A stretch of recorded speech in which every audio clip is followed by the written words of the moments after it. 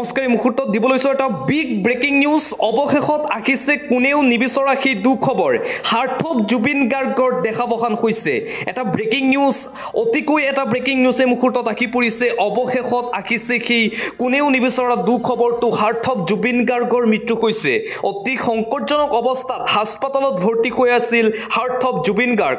scuba driving কৰিবলৈ গৈ সাগৰত পৰিছিল জুবিন গাৰ্গ আসাম এছ'চিয়েশ্যনৰ এটা দলৰ সৈতে স্কুবা ড্ৰাইভিং লৈ গৈছিল হাৰ্থব জুবিন গাৰ্গ সিংগাপুৰলৈ নৰ্থ ইষ্ট ফেষ্টিভেলত অংশগ্ৰহণৰ বাবে গৈছিল জুবিন গাৰ্গ আৰু অৱশেষত কোনেও নিবিচৰা সেই দুখবৰটো আহিছিল যে